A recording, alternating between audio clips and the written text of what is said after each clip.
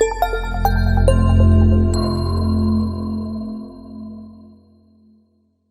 it's Mike Ambright with FlipNerd.com. Welcome back for another exciting VIP interview where I interview successful real estate investing experts and entrepreneurs in our industry to help you learn and grow. Today, I'm joined by Bob Diamond. Bob is a managing attorney for the Diamond Law Center. He's a real estate developer and author. He's an active investor himself. And Bob has made several appearances on popular media, Fox and CNBC. Now he's worked his way all the way up to joining us here on FlipNerd. And so we're excited to have him here. And Bob is involved in a number of things. It's funny for those of you listening, I always talk with guests beforehand about what we're going to talk about. And we could have taken this interview today probably 20 different directions. But what we're going to talk about is a really interesting aspect of a tax sale that we refer to as overage funds. There's a few different names for it. But it's essentially where you could make money helping people that have had their houses sold at a tax sale get some of that equity back if they had equity in it. It's a fascinating topic that literally I never even thought of or heard of before just a few minutes ago. But we're going to talk about that today, and Bob's going to share his expertise in that space. Before we get started with today's topic, though, let's take a moment to recognize our featured sponsors. RealtyMogul.com is an online marketplace for real estate investing, connecting borrowers and capital from accredited and institutional investors. Get a rehab loan fast and close in as little as 10 days. Rates start as low as 9%. We'd also like to thank National Real Estate Insurance Group, the nation's leading provider of insurance to the residential real estate investor market. From individual properties to large-scale investors, National Real Estate Insurance Group is ready to serve you. Please note, the views and opinions expressed by the individuals in this program do not necessarily reflect those of FlipNerd.com or any of its partners, advertisers, or affiliates. Please consult professionals before making any investment or tax decisions, as real estate investing can be risky. Hey, Bob, welcome to the show. Hey, Mike, great to be here. Yeah, glad to have you on. So it's interesting how sometimes people don't really ever think about, they're listening to the show, the kind of the production side of this, but we kind of struggled to come up with the topic a little bit today because you've got so many different experiences. We could have really taken this thing, 20 different ways probably. So thanks for being here. Sure, I'm glad to be here. And yeah, there are a lot of different things to talk about in real estate because it's such a fascinating topic. And everything you learn, the more you can do and the more you can make. So yeah, and what's interesting is with your, I'll let you introduce yourself here in a second, but what I know, what we talked about beforehand is you were a real estate investor before you were an attorney. And there's a ton of attorneys that I know, the real estate attorneys that have found lots of, I'll call it kind of creative, not creative, in a bad way, but creative ways to make deals work or to find ways to make money in real estate just because they understand the law and how things work a lot more. And some of those things are really a kind of a black box for the everyday mom and pop type investor. So before we get started talking about this topic today, which is going to be fascinating, maybe give us your background, talk a little bit about yourself, and let us learn about you. Well, I'll be quick because I'm boring compared to the topic. Right. So I'm an attorney. I'm from Philadelphia, Pennsylvania. I've been an attorney since 1995. And as you said, Mike, I started investing before that. I started investing in 1989. So I was an investor in 89, an attorney in 95. And I've bought at tax sales, I've bought at mortgage foreclosure auctions, I've done pre-foreclosures. And that was kind of the beginning of my career. And then I graduated to doing apartment buildings and office buildings and restaurants. So if we look back today, now I own single-family houses, apartment buildings, office buildings, and a restaurant. Yeah. So it's been a great career. I've enjoyed helping other investors get their businesses off the ground and really be successful. And that's probably what just gives me the greatest joy. And it's great making money from the investments I have, but helping somebody else who's willing to do the work, that's just where the juice is for me. Yeah, no, I understand that completely. So talk a little bit about, because you've been an investor for a long time and you invested in some things that a lot of real estate investors would lead you to believe are fairly modern phenomena, like foreclosures and pre-foreclosures and modifying loans and stuff like that. I know you were doing that, 20 plus years ago. So maybe kind of compare those things today versus, way back then before anybody even knew what they were. Well, it's interesting. So early on in my career, I started just buying at the foreclosure auctions. And back then it was really easy. You could just go there. If you had money, you could buy a couple of deals a month if you wanted to without much work. As time progressed, the lists got bigger, but the competition got much bigger. Right. So these days, if you go to auction, you can still buy properties, but man, you're going to be competing with other men and women who are well-funded and sitting there buying. Matter of fact, I read in the Wall Street Journal just today that BlackRock has accumulated 42,000 single-family homes. BlackRock's a huge investor. Those kind of investors were never in the game when I was buying at auction as my primary buying source. What I've seen over time is that the sourcing has gotten a little harder. So people have to work very diligently to find deals. You've got to have a good marketing game, and you've really got to make the effort to find deals. It's not enough just to have access to capital these days. Now you've got to have a creative way to make money. Yeah, and it's becoming a more, you could say, I mean, for a long, long time, really forever, part of the opportunity for smart investors is taking advantage of an inefficient market, and it's obviously becoming more and more efficient as time goes by. Yes. Yeah, yeah. That's a really good way to put it. Yeah. And the knowledge is now out there. Back when I started, you had to go to the courthouse to get the list or look in the newspaper and catch the list for the sheriff's sale. Now it's as close as the internet in a Google search. Right. And it's still fine. You can take advantage of any market, and there are always some inefficiencies, but you can't do the same thing that you did 20 years ago and expect it to work today. That's never going to happen. Right. So. Right. Well, so over time, you've kind of tell us about the general topic that we're going to talk about today, which is kind of reclaiming overages from tax sales. That when you told me some of the things that you told me, which I want you to share with everybody here, it was fascinating that that the money that pays off the taxes or whatever's left over isn't just given back to the seller. The counties typically keep that, and you have to go fight for it. So I'd never even thought that was an issue, but it's fascinating. Tell us more about. So let me Yeah. just explain it. So very simply, properties are sold at tax sales if you don't pay the taxes, and you let them get typically 3 to 4 years behind. So if house taxes get that far behind, or commercial for that matter, it doesn't matter what you're talking about, the county will put the property up for sale, and they'll sell it to the highest bidder. And they're public auctions. And typically, the property is going to be 3 to 4 years behind in taxes. And let's just take a prototypical $100,000 house. Okay. $100,000 house is probably going to have somewhere in the neighborhood of $3,000 a year in taxes. If you let those get 4 years behind, which is kind of worst case scenario, you're going to owe $12,000 in taxes plus interest and penalties. Give you another 50% for that, so you'd have $18,000 owed in order to save the house from the tax sale. This is a $100,000 house. When it goes to tax auction, which some of them will, it's going to sell for typically 70 to 80% of retail value. So it's going to sell for $70,000 to $80,000, and that's connected with my saying that it's become much more competitive at the auctions. Right. So a man or woman there is going to pay, let's take on the low side, they're going to pay $70,000, and they would have gotten a deal, right? You Sure. buy a $100,000 house for $70,000, you're thrilled. But what you have to look at is look at the differential. You have $18,000 in taxes that was owed here. It sold for $100,000. I'm sorry, it sold for $70,000, which means in between the $18,000 and $70,000, there's $52,000 that the county collected over and above the taxes that were due. Right. And that money belongs to and should go to the former owner. For obvious reasons. I mean, if I get my house sold out from under me and there's extra money left over, I need the money. I got to go find a new apartment or a new house, a new living situation. And the government should get their taxes, but they shouldn't get more than their taxes. They just get their taxes and expenses, and that's that. Right. So you would think that the county would make an effort to track people down and get them their money back, but they don't.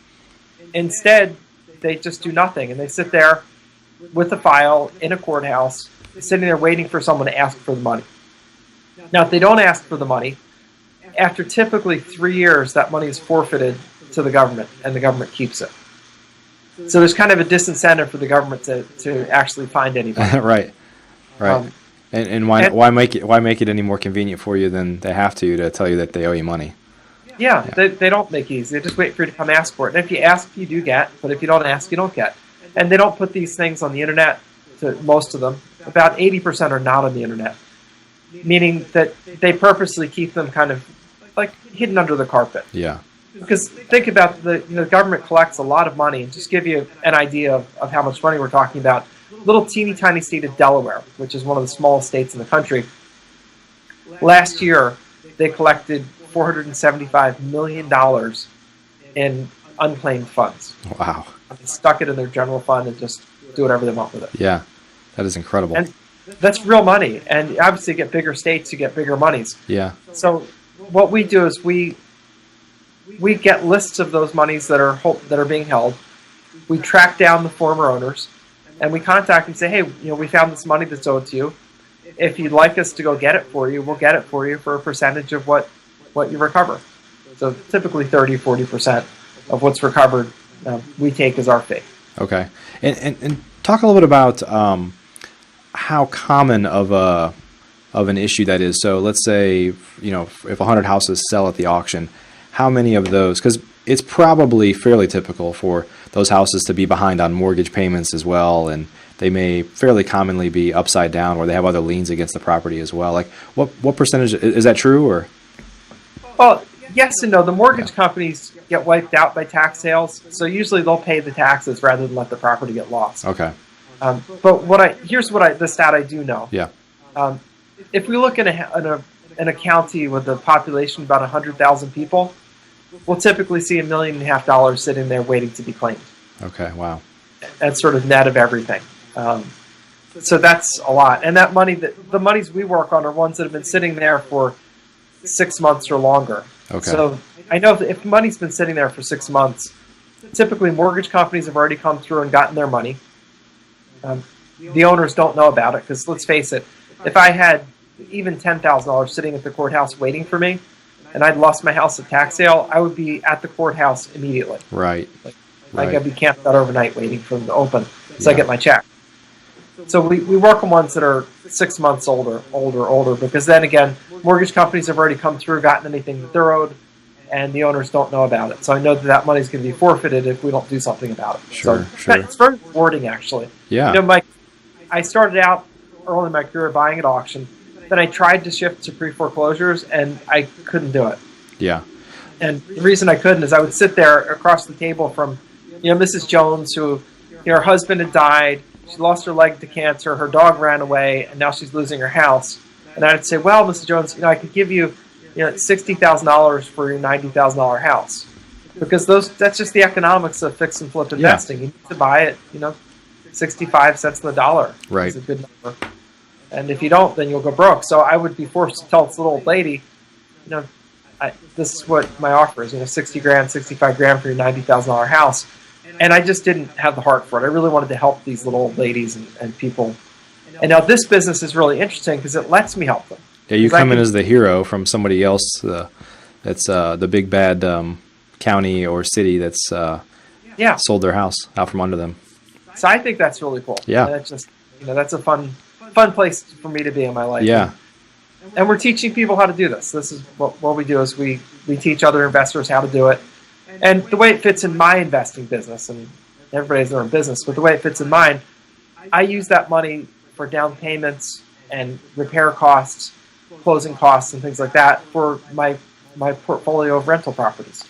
Okay. So, yeah. What I thought was interesting, you said something, this is before we started recording, was that it's a great vehicle potentially even for people that buy houses at the tax sale, is if you buy a house and you know that there was an overage that person should get back, and if they don't claim it, that you can effectively, one, go help them get part of their money back, the person whose house you bought, and two, make money in the process, which effectively lowers your purchase price of that house, right?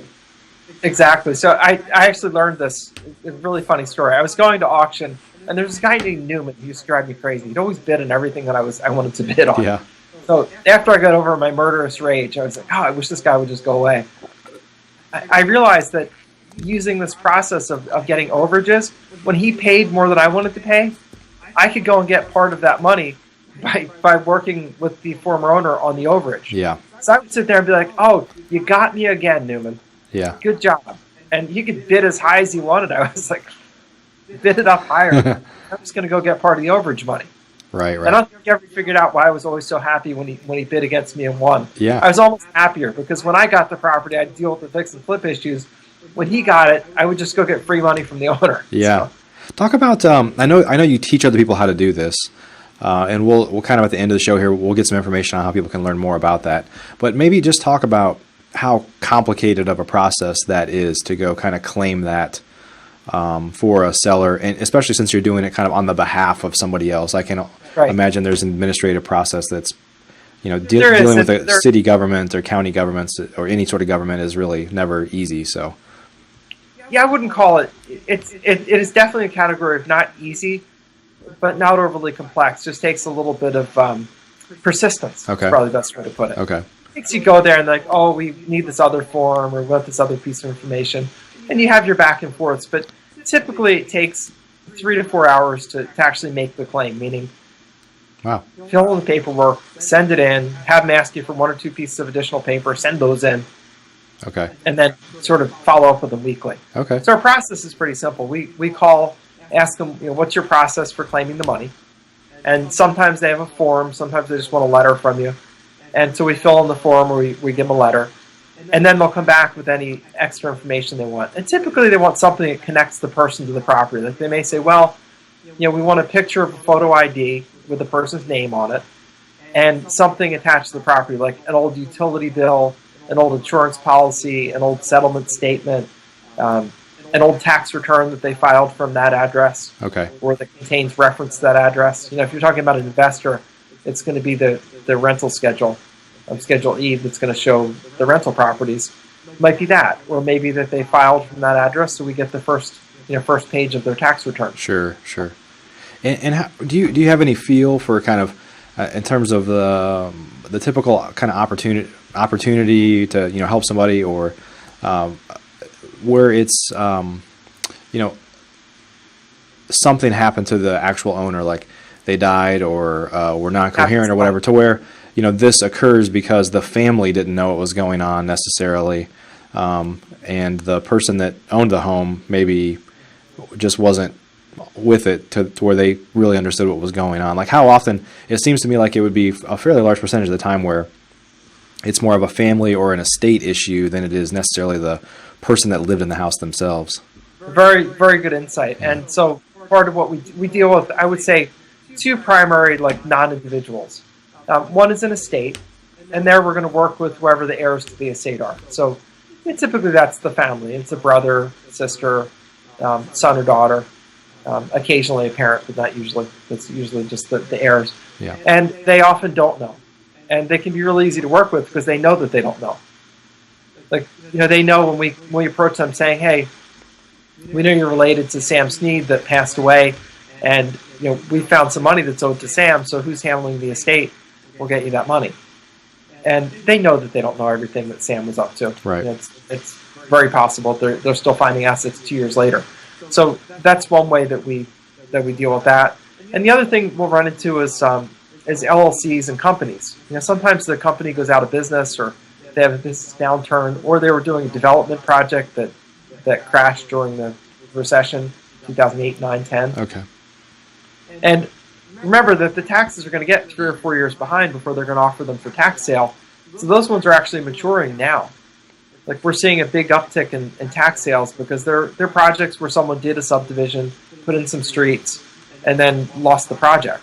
And there can be a lot of money that's left over. So we teach people how to figure out who owns it, which is easy. That's on the list. But then how to figure out who to talk to. Meaning who are the principals that own that company or entity. And then we approach them and say, hey, this company's owed X number of dollars. Would you like us to go get it? Yeah. And they're usually pretty happy because if their development project crashed, they have lost some money. Sure. And to get part of it back, they're just jumping for joy. Sure. Yeah, that's fascinating. And so of the people that you kind of teach how to do this, do you find that they typically are a real estate investor and this is a new niche, or is it like other attorneys that deal with estate issues or things like that this is, also obviously it's a niche no matter how you slice it, but is this typically seen as a real estate investing niche or a way to monetize from whether you're of course, there's businesses that lend people money for back taxes, right? Like another kind of add-on for those types of folks. I would say that the majority of our customers are real estate investors. Okay. But that's also because that's where our connections are. Sure, yeah. Investing for decades. And I think that's more the cause of it. I think, though, that we have 2 sort of types of customers, though, which is interesting. One type are the pure businessmen and women that are just like, hey, this is a great opportunity. I can get in there. I can go get the money for these people with no investment up front and get paid for it. great, fast cash, really easy. We have a second one, though. They're kind of the helper mindset people. They're like, these people have lost everything. They've lost their home. They're just, they're really broke. And if I can get a chance to help them get at least some of their money back and make some money doing it, my primary goal as that sort of person, their primary goal is a do-gooder. Yeah. I don't want to use it in a bad way, but it's someone who really has a heart for helping people. Yeah. Yeah, everybody has, I think people could see that as a negative connotation. Well, somebody lost their house and you're preying on them. But the fact is they're getting zero right now. So if you can find a way to help somebody and make money in the process, at the end of the day, everybody has an opportunity cost. And everybody wants to do good for everybody. I don't want starving children in Africa, but I'm here with you today and not, handing out food in Africa at the moment. It's just, it's not that I want people to starve. It's just that I have a family to feed and a business to run and things like that. So it's a free country, so you can set your rates as high or as low as you want. Sure, yeah. You can do it on a case-by-case basis. You may find someone that is really a sad situation, and you may say, you know what, I'm just going to do this for free for you. Cover our costs. Yeah. It's $200, and we'll get you the money. Right. You may find someone else that was just a developer that had a tough time then, is now back on their feet again, making plenty of money, and you may charge them full freight. Yep. So it is a free country, and I think the money is just going to be lost to the government. And if you think that's a good idea, then it's not a good business for you, because that's like the ultimate beneficiary if nobody does anything. Remember, we're looking at money that's been stranded for 6 months or longer. Right. People don't know about it. If they knew about it, they would go get their money. Right. Absolutely. So I just had a question. I'm sorry, go ahead. I said nothing's going to tip them off if the money's out there. Yeah, that's the unfortunate thing is if anybody is preying on anybody, it's the county governments that don't even tell anybody that this money is sitting there, because they're, quite frankly, they're hoping that you don't know, and eventually you'll forfeit it and it'll go into their coffers, right? Yeah, and they could do. North Carolina was passing some laws around this, and they referred to it as their own slush fund. And they were. We don't operate in all states. Some states are not great to operate in. Like North Carolina put in a 10% finder's fee limitation, so we've chosen not to go there. But we've identified the 20 states that don't have any limitations that really are the best to operate in, and those are the ones we operate in. But it is funny that sometimes a state like North Carolina, I couldn't. It was almost like someone had just a momentary lapse of judgment and they actually told what they were thinking. Like, oh, people are helping people get our county slush fund, and we got to keep the slush fund. That was like, oops, that was a moment of unintentional truth. Yeah, no kidding. I have a question for you. So, how do you get paid typically? A lot of stuff in real estate happens on a HUD, right? So you're allowing the title company or the escrow agent to kind of divvy things up. How do you, in the instance that this is a business for you and you plan to make money on it, I assume the check is probably typically written to the seller or to the owner, and you have no collateral to put a lien against. How do you make sure that you get paid? Well, we do two things. One, we do ask the counties to pay us directly, and sometimes they will, sometimes they won't. So sometimes that fixes it. The other thing we do is we have a power of attorney that's limited from the former owner that allows us to deposit the check. I see. And then we just divvy it up. So we get the check, deposit it, and then we give them their portion. So if it's typically 70-30 split, sometimes 60-40, meaning they get 70% or they get 60%. Right. And so we get the check, deposit it, and then we just send them their portion, and we keep the rest. Okay. Because you're keying into what can be a potential problem if you do this incorrectly. And then if they get the check, they're probably not going to write you a check. Right. Yeah. So we have the money flow through our accounts, because that's the way you're assured of getting paid. Sure. Yeah. Well, Bob, can you just clarify again? What do you kind of call this phenomenon? I refer to it as overage funds. I heard you say that, but here we are, kind of coming to the end of the show here in a few minutes, and just kind of talk about what this is typically referred to. We call this overages finding. Our product's called Hooked on Overages, but the category is unclaimed funds. But what you'll see if you looked up, say, unclaimed funds on Google, you would see people talking about unclaimed bank accounts and sometimes big money. Sometimes you might have something like an unclaimed life insurance policy. Sure. But generally, unclaimed funds that are with the state treasurer are pretty small. Yeah. It's like I described to you earlier. I had a house that I sold. The insurance company sent a refund check for a partial year on homeowners insurance to the house. I never got the check. Didn't realize it was there. I did a check on in Pennsylvania, and there was this check sitting there from Nationwide Insurance. I'm like, what's that? And it just turned out that's what it was, a couple $100, not anything that was a big deal or anything. The difference with these monies are not held at the they're not held at the state treasurer level, and they're typically larger amounts. You know, when you talk about somebody sells a tax sale property, it sells for a lot, especially if it has a house on it. You know, when you would ask, how frequently is there extra money left over? Almost always when there's a structure on the property, there's extra money. So if there's a house or something habitable, it's going to sell for more than the taxes. Yeah. The ones that don't sell for more than the taxes are things like, little strips of land that aren't very useful. A lot of times they won't even sell. Vacant land sometimes doesn't sell. But anything with a structure will probably sell. Yeah, that's interesting. Yeah.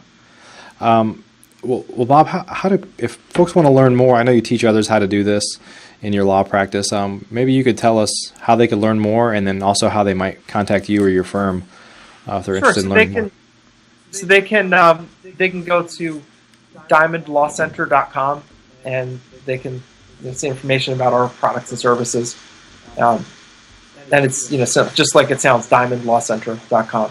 And I don't think we have a huge business of just pulling in customers randomly, but you can get some free reports and things like that from us, and there's educational videos, so you can learn more about it. Yeah, great. And we do have a longer video that can give you all of the details, but I think it's a really cool thing. And why I get so jazzed up about it is it doesn't take a big investment up front, because I'm not buying this. I'm not buying the ability to claim the money from someone. I'm just claiming it on their behalf. So I don't have a big upfront investment. I get to help people, which I think is really important. I want a business where I help people, not where I take advantage of them. Yeah. And it's pretty fast. It's typically, when we're applying for money, we're usually getting it within 30 to 60 days. We're getting the money back from the county, which is really fast turnaround. And we can get the list, and I can send out some emails and get lists back the same day or next day. Yeah. It's a pretty quick business, which I like. Yeah, that's fascinating. And it's a niche that probably a lot of people don't know exists. Obviously we're talking about it here, so more people will know about it. At least I didn't even know. I got to tell you a really quick story about how I even found out about the niche. Yeah. So I became an attorney, mind you, a real estate attorney who was a former investor and still an investor in 1995. I didn't find out about this till 2005, and I found out because a client came to my office and said, "I lost some land at tax sale. I want to see about getting it back. Can you see about overturning the sale?" And I said, well, let me look into it, because sometimes I can. It depends if there's a defect in the sale. So I looked into it, and there was no problem with the sale. He was notified. Everything was proper. T's were crossed. I's were dotted. And I said, you can pay me to litigate this, but I think you're wasting your money. So I think it's not a good idea. But I did say, your property, it was a little piece of land. I said, your property sold for $22,000. You only owed $9,000 in taxes and fees and auction costs. I said, I think you should be able to get the extra money back. I said, I've never done this litigation or even heard of anybody that's done it. I said, but it only makes sense to me that I can make a successful argument that if you owed $9,000, that was paid, that the extra money should go to the former owner. Right. It just makes sense. So I went over to the sheriff's office in Philadelphia. That's who holds those sales. I went over to the sheriff's office. I talked to them about it, and they agreed with me. And they said, yeah, it makes sense to us. Let us give you the extra money. So I showed up with an extra... So it's almost like they had never even given money back before. They hadn't. And it actually took me to go... I had to talk to a couple of people, including the supervisor. But they're like, it only makes sense. If we got paid in full, we don't need the extra money. And so I got him a check. And I was like, that's really interesting that this sort of exists. And truthfully, as an attorney, I was busy doing my day-to-day law practice, and I really didn't give it any more thought. It was just another matter I handled.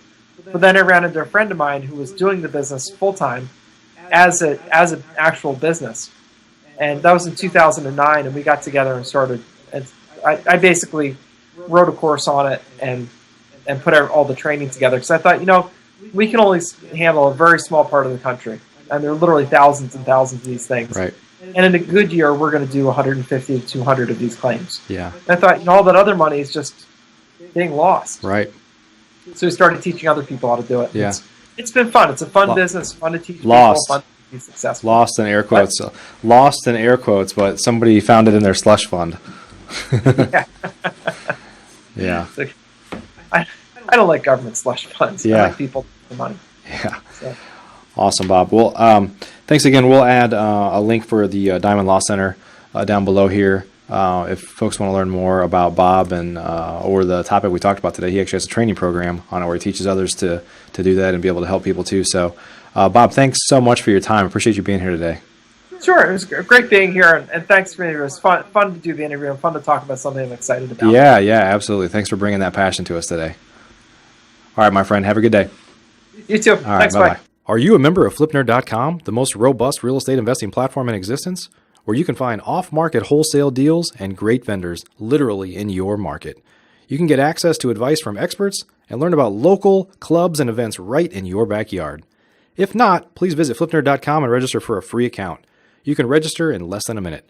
It's pretty much the coolest site that's ever existed in the real estate investing industry, so get on over to FlipNerd.com.